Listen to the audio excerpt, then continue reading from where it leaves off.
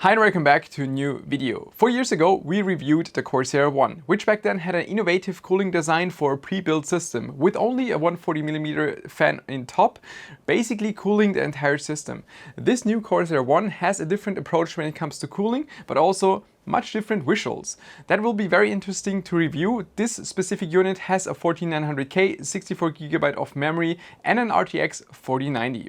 This video is powered by Seasonic's Prime TX 1600W Premium PSU. With a peak efficiency of 94% at 50% load, this PSU is 80 plus titanium and cybernetics titanium certified. I've been using Seasonic Prime PSUs myself for years in extreme overclocking scenarios and I was never disappointed. All necessary safety features are in place, such as OPP, OVP, OCP and OTP, and will make sure that your system is running as stable and safe as possible. I also find it impressive that Seasonic is so convinced of their own quality that these PSUs come with a warranty of 12 years. That is just impressive. So make sure to check out Seasonic's Prime TX 1600W PSU in the link below. Before we start into the real review, let's just get an impression from the outside. And I can tell you my first personal impression was very positive.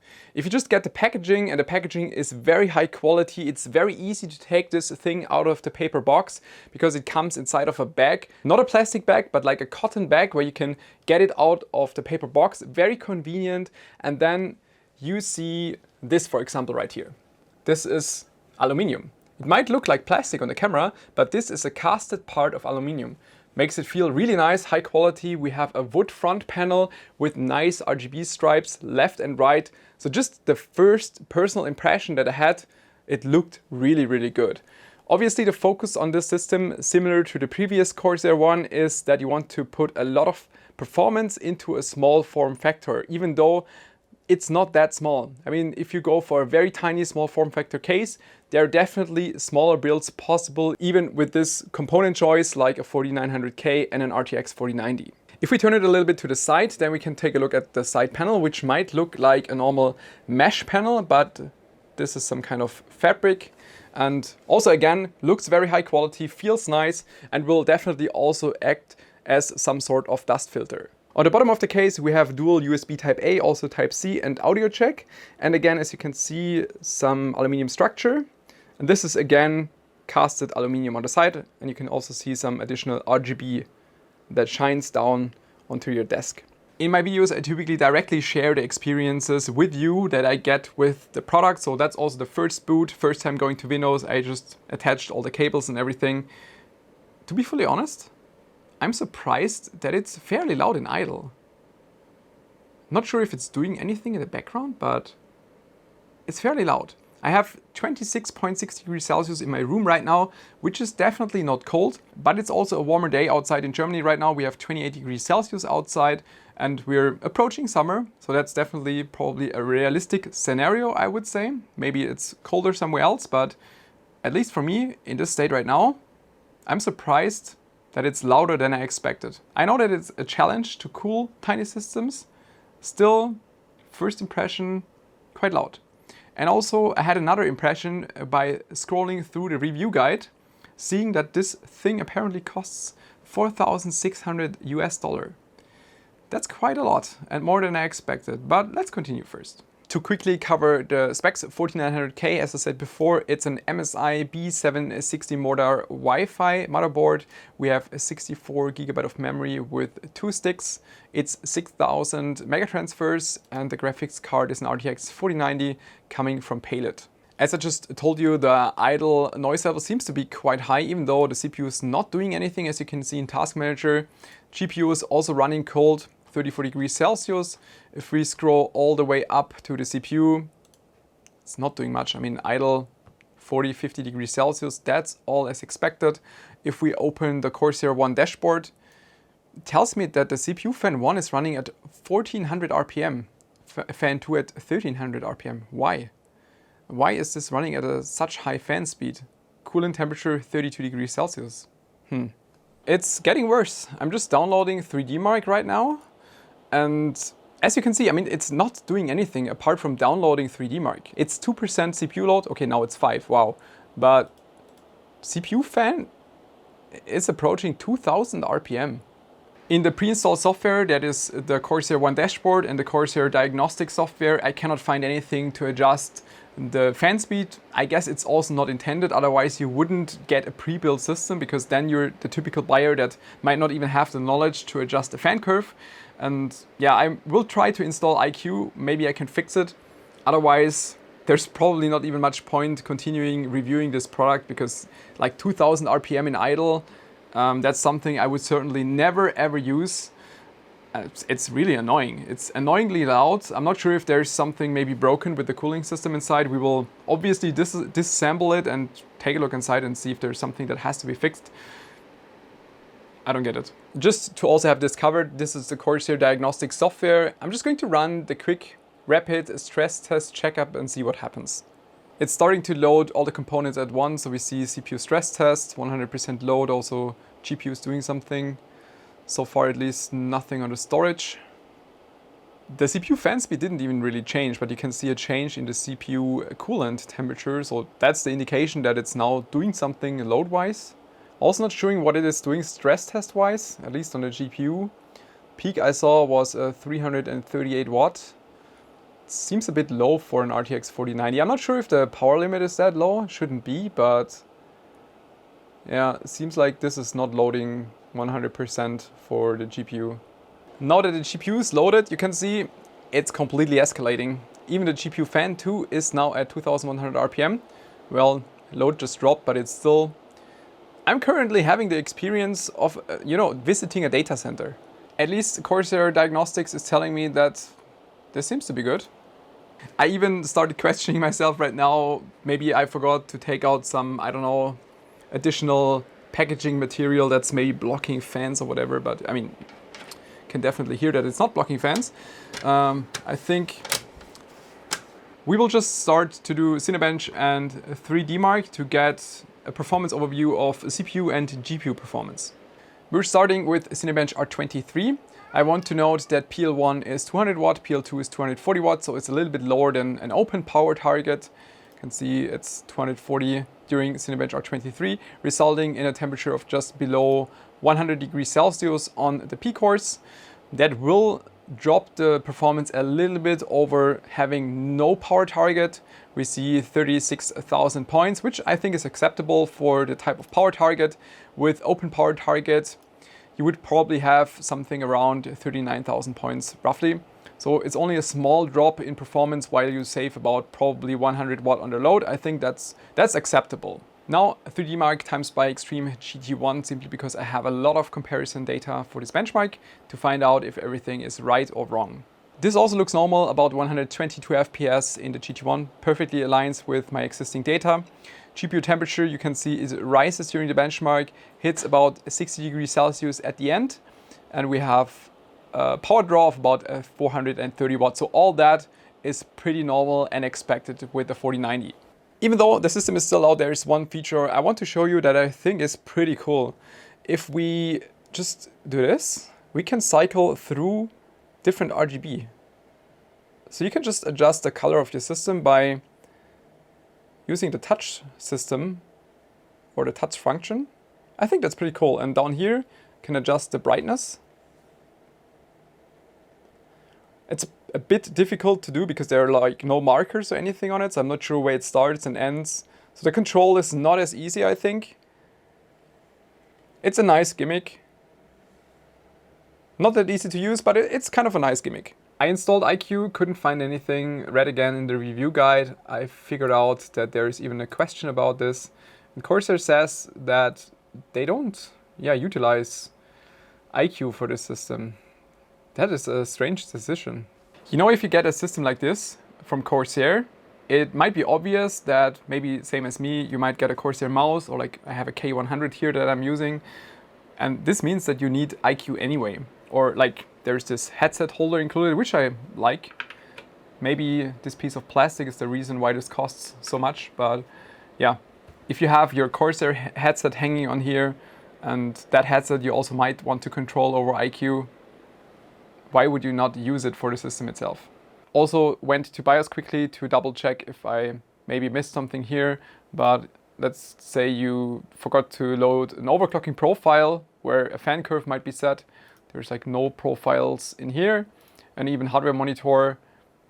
Not sure if this is like the stock curve of the motherboard. You can see CPU is still happily running at 2200 RPM. But yeah, as you can see, at least the XMP is correct. Before I start opening the system, quick look on the back side. What I like is this, like the cutouts from Corsair, look pretty nice. Quality again feels really good. There's not much to say about the I/O area. That's just a normal B760 mortar from MSI.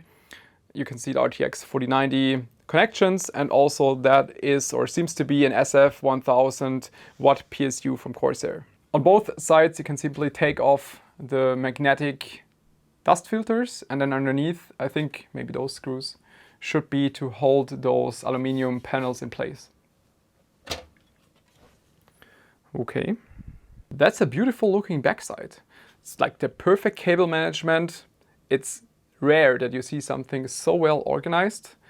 I think this should be for additional SSD mounting. There's also SATA cable right here if you might want to use that. So backside, very clean, very nicely made. Now the component side. So far we can see 3 120mm fans. There's also a radiator sitting behind this, probably CPU AIO. I think underneath those warranty stickers that you can see that I never opened it so far, if we probably remove those screws, I think we can just move this part out.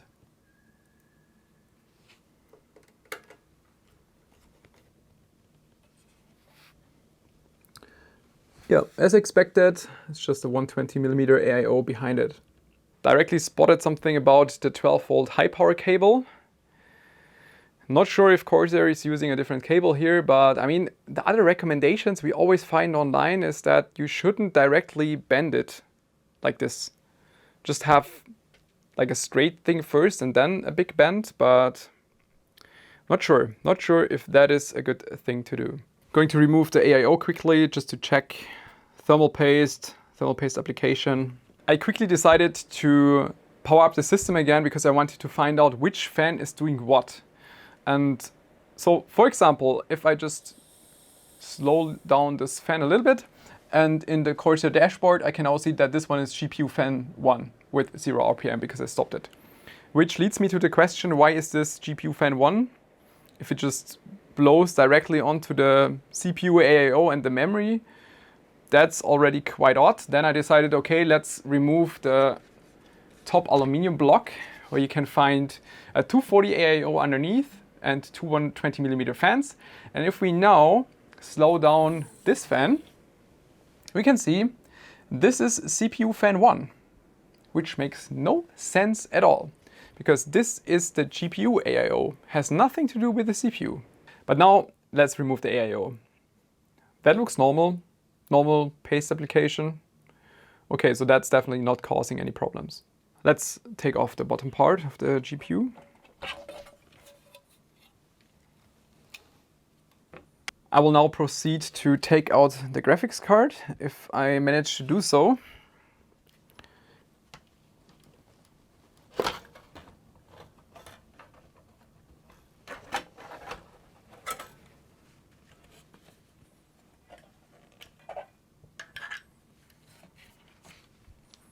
And that's the GPU cooling solution. That kind of reminds me of the Corsair custom water cooling blocks, the universal ones, because they also only cool the GPU and the memory directly. There is no active cooling for VRMs on either side. There is this fan that will have air across those components. But apart from that, I mean, it's nothing impressive really. There's another thing I just realized. Corsair is stating in the review guide that they deliberately put the SSD, that's a 2TB one, in the bottom slot so you can access the top one if you still want to upgrade the system. And the thing is, you will have to remove that top part that was covered with those warranty void stickers, which I'm not sure. I mean, is the warranty gone if you replace or if you add a second SSD? That would be strange too. I now added a temperature sensor directly close to an inductor and the MOSFETs in the center of the GPU VRM to find out what kind of load temperatures this GPU has.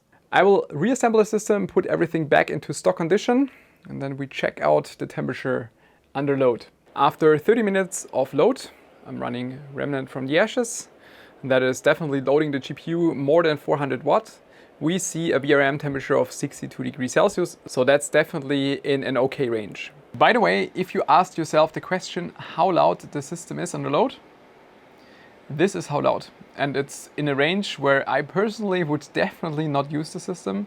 And by the amount of problems that we now found with this system, with all the cooling, the fans and iCUE, the 12 volt high power cable, I decided to ask Corsair for a statement. I will send them an email with all the points I found and just ask them, is this normal or am I doing something wrong? And once I will have the replies, I will get back to you.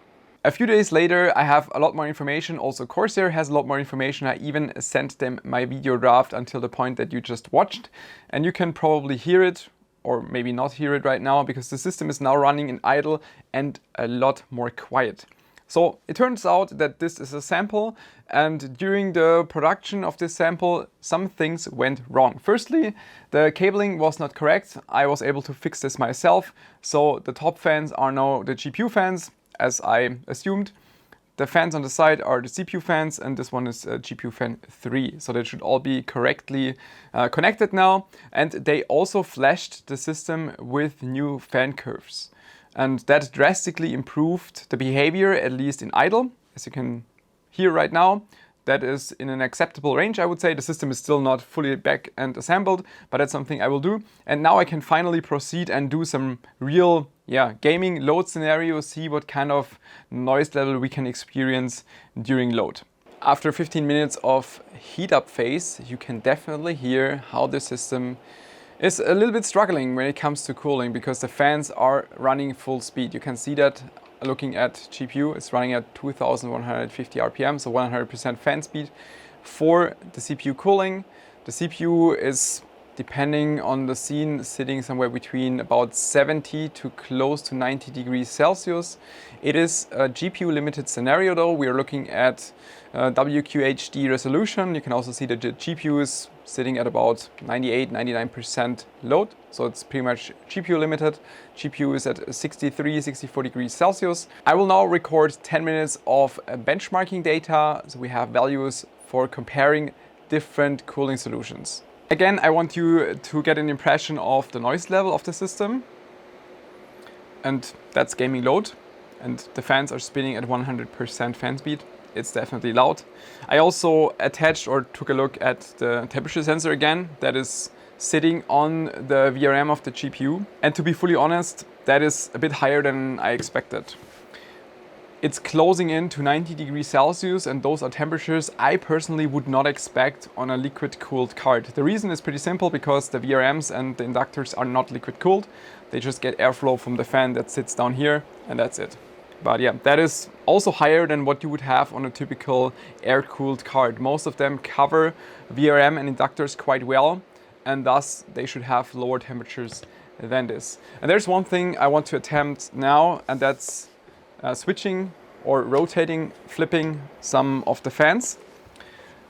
Right now, these fans are configured as intake. So this fan is adding additional cold air to the internal chamber, where also this fan, that's the CPU AIO 120mm intake, is adding warm air to the internal chamber. And the two fans on top are configured as outtake. What I want to try right now is flipping around the GPU AIO fans and also flip around this one. That would in result mean that all the AIO related fans would take in cold air, and this one would take out warm air and also maybe warm air out of the back. It's something I just want to try. Not sure if it's going to change anything. Also just realized that there are two screws missing on the GPU radiator fans. Not sure what the reason for that is. I mean, I sometimes don't add all the screws for like radiator mountings inside cases, but for fans I typically add all of them, not sure.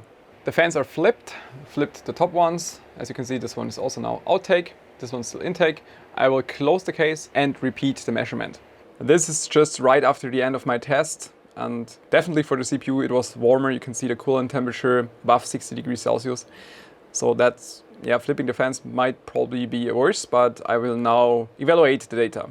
As we probably already expected, this kind of configuration is much better for the GPU, but also much worse for the CPU, probably because there's too much like overpressure inside the warm chamber in here, cannot get enough warm air out quickly enough. And the data which I'm going to show you are the average values of a 15-minute gaming session. The noise level recorded from about 30 centimeters distance didn't really change at all, because you can see that the fan speed also didn't change. They're still running for both a CPU and GPU fan speed at 100%, which is about 2150 RPM. Only the CPU temperature increased from 72 to about 81 degrees Celsius, and the GPU temperature dropped from like 63 to like 57 degrees Celsius. This means I will revert back to the stock condition with the GPU fans being also configured as outtake. I still ask myself why Corsair is sticking to those tiny or like thin fans, especially for the side configuration. For the top part, could be due to the size. They want to keep the case as low as possible. It would probably be about 1 centimeter taller, but for the side, at least from what I could see, theoretically normal 120mm fans with 25mm thickness should work. So I will try to fit in some RX 120 fans.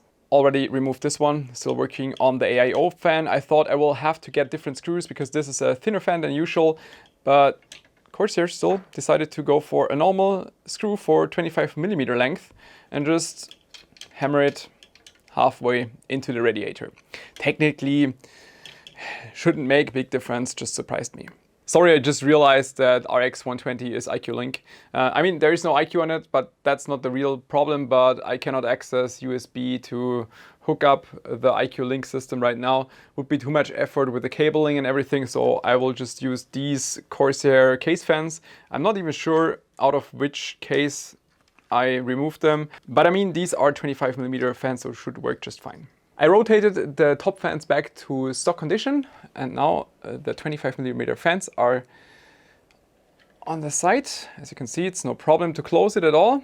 And I mean, the cable management is not as perfect as stock condition, but should be fine to test. Not sure what kind of fan speed range those fans have, which means under load could be that they're spinning either faster or slower. At least in idle it's about 1300 RPM, and the noise level is okay. The noise level subjectively didn't really change, because I think the fans are still spinning very fast, but looking at the CPU temperatures, I think these improved, and also the GPU improved slightly. The changes by switching to 25mm fans are more than I expected. There's a slight decrease in noise level, not that much though. CPU temperature decreased by 5 degrees Celsius and GPU temperature decreased by 3 degrees Celsius. To me, this honestly is a joke, especially if you open the review guide and it tells me that this is a sophisticated cooling system. It stays cool and quiet even at heavy workloads. I'm not quite sure what to say. Like, sophisticated in which way?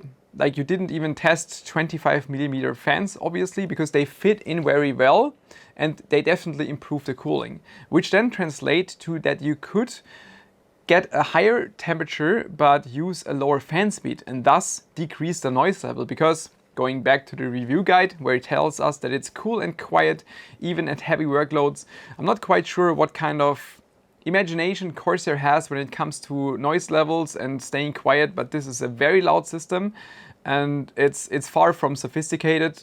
They should have gone with 25mm fans. They fit inside. They are probably even cheaper because they're more widely used, thus used in high quantities, which typically decreases the purchasing cost of 25mm fans. Yeah, doesn't make any kind of sense. What we also didn't really talk about so far is, why is a 120mm AIO used in the first place on a 14900K, where we all know that the power consumption of this CPU can be really high? And of course, Corsair lowered the power consumption to 200 or 240 watt power target. Still, that is the worst AIO you could use. Not really sophisticated, if you think about it. And I asked myself, could we maybe just air cool it? So I ordered a Noctua NH-D9L, which should fit in from what I measured. If you check the center of this CPU, that is a good indication that this CPU should get a CPU contact frame. There's a lot of thermal paste in the center, which indicates that this CPU is bending more than usual, I would say. So I will definitely also add a contact frame. And there we have the CPU contact frame inside the system. And now the Noctua heatsink. And even with that one, there is enough clearance for the two 25mm fans. It's working, but it's pretty loud. The reason for that is that those fans are now running constantly at 100% fan speed. I think they were connected to the pump somehow, like just some sort of normal AIO control where you have the fans hooked up to the radiator. That seems to be the case how Corsair solved the fan control, because right now it is reading out obviously 0 RPM pump speed because it's not connected, but also 0 RPM on the CPU fans, which is not the case. I mean, you can see they're running. So I will assemble everything again and perform load testing. After running the test again with the Noctua air cooler, you can see that compared to the stock condition, the CPU is only 1.2 degrees Celsius warmer. And the GPU is still 4 degrees Celsius colder due to the 25mm fans that are still used. That also shows that the 120mm AIO is really a waste. The AIO and the air cooler basically perform the same, but you have a lot of downsides with an AIO, like the pump that could possibly fail and all of that. So you can see that a 120mm AIO in that system is just not enough. Time for the conclusion, which is unfortunately not going to be positive for the Corsair One i500. I want to highlight though that I really appreciate how professional Corsair and the Corsair employees are handling cases like this. That is something I definitely appreciate. For example, when I submitted all the questions and we had the issues with the fan curves and everything, I was sitting in a call with 3 Corsair employees Friday evening at 8:30, which is not something I take for granted. They were very easy to help and they were very easy to deal with and they were very helpful. That is something I appreciate, and that's what I really like with this kind of professional relation I have with them. We will start with the positive aspects first, which is very quick and easy because it's only the case. Only the build quality of the case, very nice surface treatments everywhere. It feels high quality, looks high quality. Definitely a nice case, even though it is not such a small case. That's also something I want to highlight. Corsair is advertising this as a very small system build, but with about 22 liters, I'm pretty sure that the majority of the small form factor community would not consider this a small build. They usually consider smaller systems below 20 liters and very small ones below 10 liters. But yeah, with 22 liters, I think it's not considered a real SFF build. We already talked about most of the negative aspects, so I will try to keep it as short as possible. Starting with the 14900K and the way it's cooled, especially with the 120 AIO, I don't think this is a sufficient cooling solution for a 14900K, and it also reflects this in the power target that is set with a long duration power limit of 200 watts. And if you keep in mind that the stock power consumption, stock TDP of 14900K is 253 watt, I don't think that is a good way. Because they advertise this system with optimized performance, but in reality, you cannot even get the stock performance of a 14900K, which would be long power limit 253 watt. They only allow 200 watt, which means that no matter what, you will never be able to get the full performance of a 14900K. And then advertising this with optimized performance to me is kind of a joke. Regarding 12-volt high power, we briefly talked about that the cable was aggressively bent, in my opinion, and then when I asked Corsair about it, they said that the cable is bent prior to assembly, which should definitely make it better in terms of the bending and the risk involved. They also pointed out that the connector is used is the more recent and updated 2x6 connector, and according to Corsair, this should cause less problems.